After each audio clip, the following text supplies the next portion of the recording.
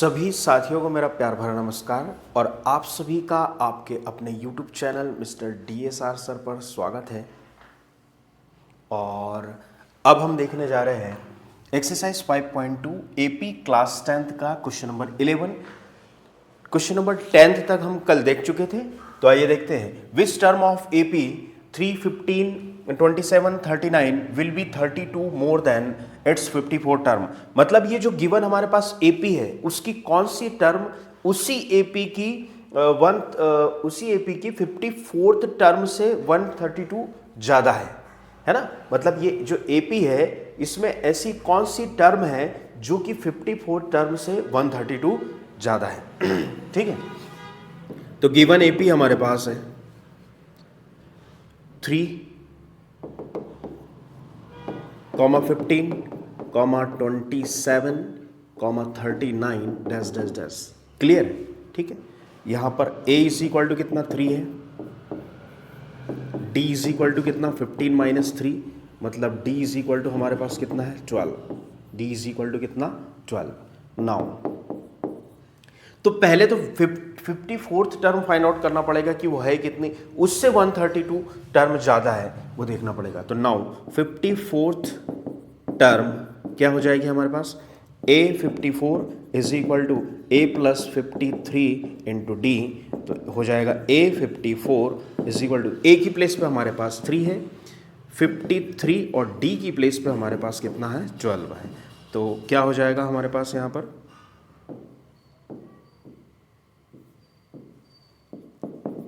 A54 is equal to 3 plus यहाँ multiply करेंगे तो 12 3 सा 36 3 63। ठीक है ना, 12 3 सा 36 3 और 12 5 सा 60 और 63, तो हो जाएगा 636। ठीक है, तो यहाँ पर हमारे पास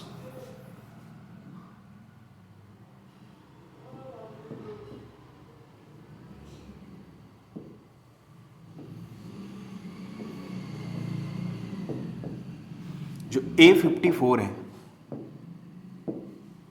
A54 इज इक्वल टू कितना आ जाएगा 639 है ना। 6 प्लस 3 इज इक्वल टू 639। तो ये हमारे पास कौन सी 54th टर्म आई, कौन सी 54th टर्म आई। नाउ इससे 132 ज्यादा, इससे 132 ज्यादा, तो लेट nth टर्म, अब उसका सीक्वेंस हमें पता नहीं है कि कौन सा नंबर की टर्म है, तो हमने मान ली कि nth टर्म ऑफ AP जो कि 54th टर्म से 132 ज्यादा है, nth term of AP is more 132 of 54th term. Clear है? उस टर्म को हमने क्या मान ली, let nth term of AP is more 152 of 54th term. ठीक है ना, तो ऐसा मान लिया। तो कितना AN इज इक्वल टू कितना 54th टर्म, मतलब A54 उससे कितनी ज्यादा 132। क्लियर है ना। मतलब nth टर्म ऑफ AP ऐसी है, nth टर्म ऐसी है जो उसी AP की 54th टर्म से 132 ज्यादा है। तो क्या हो जाएगा हमारे पास यहाँ पर AN is equal to A54 कितना है 639, उससे कितनी ज्यादा 132 होना चाहिए। तो क्या AN इज इक्वल टू क्या हो जाएगा हमारे पास 9 और 2 11, 3 और 3 6 और 7 और 6 and 1 7। ठीक है, और AN की प्लेस पे क्या रख सकते हैं A plus n minus 1 into D is equal to 771। Clear है? A की प्लेस पे वैल्यू रखेंगे तो 3 प्लस n माइनस 1, हमें n की वैल्यू निकालना है। किसकी वैल्यू निकालनी है? n की वैल्यू निकालनी है। और n की वैल्यू निकालने के बाद हमें पता लग जाएगा कि वो कौन सी टर्म है, कौन से नंबर की टर्म है जो 54th टर्म से 132 ज़्यादा है। तो इसकी प्लेस पे हमारे पास d की प्लेस पे आया 12 इज इक्वल टू 771। ठीक है, तो n minus 1 into 12 is equal to 771। ठीक है, 771 और माइनस में क्या 3, तो n माइनस 1 इंटू 12 है ना, 71 में से 3 सब्ट्रैक्ट हुआ लास्ट डिजिट में से, तो बचेगा कितना, 768। क्लियर है, 768, क्योंकि 71 में से 1 गया तो 70, 2 गया तो 69, 3 गया तो 768। ठीक है, अब 12 को ट्रांसफर करेंगे, है ना, तो क्या हो जाएगा, n-1 is equal to 768 divided by 12।